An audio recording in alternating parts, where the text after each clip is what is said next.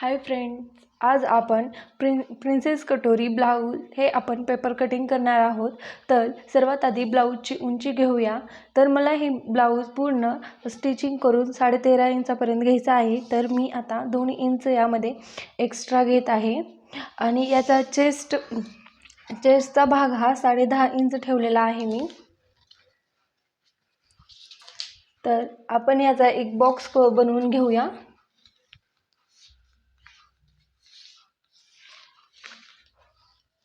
हा बॉक्स व्यवस्थित कटिंग करून घेऊया आपण। एक्स्ट्रा जे पेपर आहेत ते आपण कट करून घेऊया।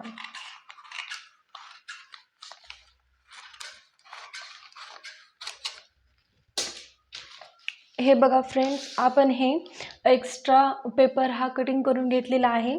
तर सर्वात आधी आपण गळ्याचा माप टाकूया। तर गळा हा ठेवायचा आहे 3 इंच। तर 3 इंचावरती खून करून घेऊया व आपलं शोल्डर ठेवायचं आहे आपल्याला 2.5 इंच। तर आपल्या गळ्याची उंची आहे 7.5 इंच।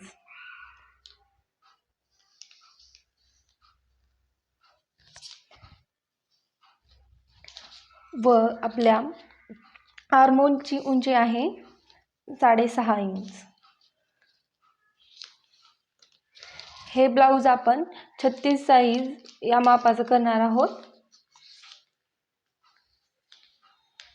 तर इथे अर्धा इंच घेऊन आपल्याला गोलाकार हा द्यायचा आहे गळ्याला। तर इथे आपण 3.5 इंचावरती माप ठेवायचा आहे आणि आपल्याला उभा माप हा 4 इंचावरती ठेवायचा आहे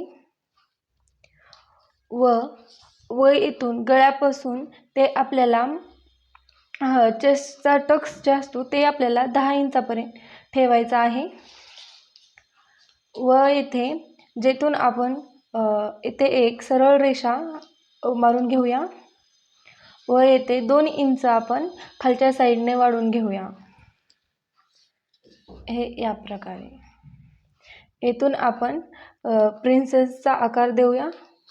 हे बघा, अशा प्रकारे येथे आपण 1 इंच वाढवणार आहे व येथे पण आपण गोल आकार देणार आहे। हे बघा फ्रेंड्स, एकदम सोप्या पद्धतीने आपण प्रिन्सेस कट चा आकार पूर्ण टाकून घेतलेला आहे। तर आपण याला कटिंग करूया। सर्वात अगोदर आपण गळा कटिंग करून घेऊया। एकदम सोप्या पद्धतीमध्ये हे प्रिन्सेस कट आपल्याला शिवता येतो। हे बघा फ्रेंड, हे बघा, हे कट करून घ्यायचं आपण आर्महोलचा भाग पण। हे बघा, अशा प्रकारे आता आपण प्रिन्सेस कट, हे बघा, इथून आपल्याला प्रिन्सेस कटचा हा कटोरी साइज काढायचा आहे।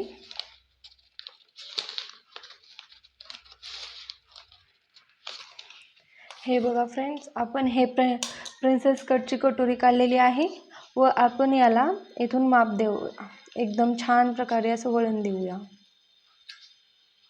हे बघा, अशा पद्धतीने व इथून आपला बॅक पार्ट पण झालेला आहे।